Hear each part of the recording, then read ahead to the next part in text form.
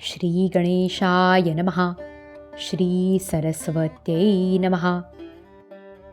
जयंती मंगला काली भद्रकाली कृपालिनी दुर्गा क्षमा शिवा धात्री जगदंब नमोस्तुते. श्री गुरुभ्यो नमः. श्रीमद्गुरुदेव दत्तात्रेयाय नमः. नमो भगवते वासुदेवाय. श्रीमद्भागवत महापुराणं 12 स्कंध अथ 11 भगवंतांची अंगे, उपांगे आणि आयुधांचे रहस्य तसेच वेगवेगळ्या सूर्यगणांचे वर्णन. शौनक म्हणाला, सूत महोदय, आपण भागवताचे तत्व जाणणारे आणि अनेक विषय जाणणारे आहात. सर्व शास्त्रांच्या सिद्धांतासंबंधी आम्ही आपल्याला एक प्रश्न विचारू इच्छितो. भगवान आपले कल्याण करोत. आम्ही क्रियायुगाचे संपूर्ण ज्ञान प्राप्त करून घेऊ इच्छितो, कारण कौशल्याने आणि योग्य तऱ्हेने त्याचे आचरण केल्याने मनुष्य अमरत्व प्राप्त करून घेतो. म्हणून आपण आम्हाला हे सांगा की पांचरात्र इत्यादी तंत्रांचा विधी जाणणारे लोक फक्त श्री लक्ष्मीपती भगवंतांची आराधना करतेवेळी कोणकोणत्या तत्वांनी त्यांचे चरण इत्यादी अंगे, गरुडादी उपांगे, सुदर्शन इत्यादी आयुधे आणि कौस्तुभ इत्यादी अलंकारांची कल्पना करतात. सूत म्हणतात, मी श्री गुरुदेवांच्या चरणांना नमस्कार करून ब्रह्मदेव इत्यादी आचार्यांनी, वेदांनी तसेच पांचरात्र इत्यादी तंत्रग्रंथांनी श्री विष्णूंच्या ज्या विभूतींचे वर्णन केले आहे ते सांगतो. भगवंतांच्या ज्या चेतन विराट रूपामध्ये हे त्रैलोक्य दिसते ते प्रकृती, सूत्रात्मा, महत्तत्व, अहंकार आणि पंचतन्मात्रा या 9 तत्वांनी निर्माण झालेले आहे. हे भगवंतांचेच पुरुषरूप आहे. पृथ्वी याचे चरण, स्वर्ग मस्तक, अंतरिक्ष नाभी, सूर्य नेत्र, वायू नासिका आणि दिशा कान आहेत. प्रजापती लिंग, मृत्यू गुदस्थान, लोकपाल बाहू, चंद्र मन आणि यम भुवया आहेत. लज्जा वरचा ओठ, लोभ खालचा ओठ, सांदणे दात, भ्रम हास्य, झाडे रोम आणि ढग हेच विराट पुरुषाच्या डोक्यावर उगवलेले केस आहेत.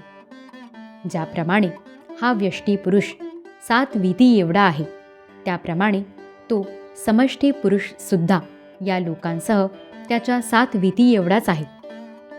भगवान कौस्तुभ मण्याच्या रूपाने आत्मज्योतीला धारण करतात आणि त्याच्या परिसर व्यापून टाकणाऱ्या प्रभेला सुद्धा वक्षस्थळावर श्रीवत्स रूपाने धारण करतात. सत्व, रज इत्यादी गुणांच्या मायेला ते वनमालेच्या रूपाने, छंदाला पीतांबराच्या रूपाने तसेच अ, उ, म या 3 मात्रांच्या प्रणवाला यज्ञोपवीताच्या रूपाने धारण करतात. भगवान सांख्य आणि योगरूप मकराकृती कुंडले तसेच सर्व लोकांना अभय देणाऱ्या ब्रह्मलोकालाच मुकुटाच्या रूपाने धारण करतात. मूळ प्रकृती हीच त्यांची शेषशय्या आहे. तिच्यावर ते नेहमी विराजमान असतात आणि धर्मज्ञानादिकांनी युक्त असा सत्वगुण हे त्यांचे पद्मासन आहे.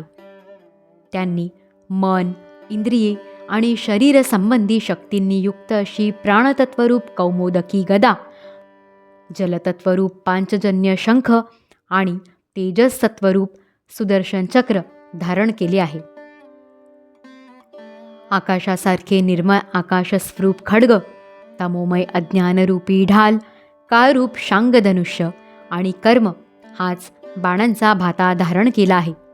इंद्रियांनाच भगवंतांच्या धनुष्याचे बाण म्हटले आहे. क्रियाशक्तियुक्त मन म्हणजेच रथ होय.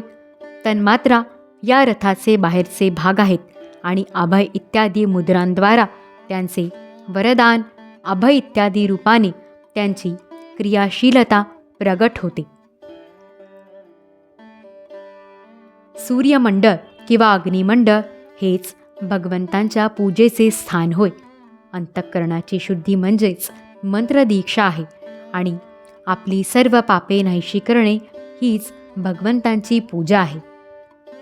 समग्र ऐश्वर्य, धर्म, यश, लक्ष्मी, ज्ञान आणि वैराग्य हे 6 गुणरूप लीला कमळ भगवंत आपल्या हातात धारण करतात. धर्म आणि यशाला अनुक्रमे चवऱ्या आणि पंख्याच्या रूपाने तसेच निर्भयधाम वैकुंठाला छत्र रूपाने त्यांनी धारण केले आहे. 3 वेदांचेच नाव गरुड आहे. तेच अंतर्यामी परमात्म्याचे वहन करतात. आत्मस्वरूप भगवंतांपासून कधीही विभक्त न होणाऱ्या त्यांच्या आत्मशक्तीचेच नाव लक्ष्मी आहे.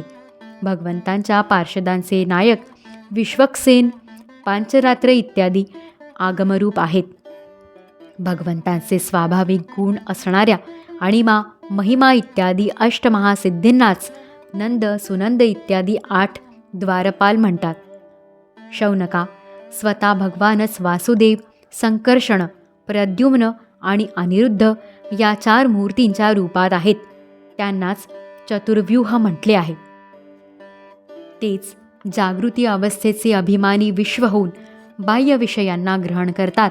स्वप्नावस्थेचे अभिमानी तैजस होऊन मनाने अनेक विषय ग्रहण करतात.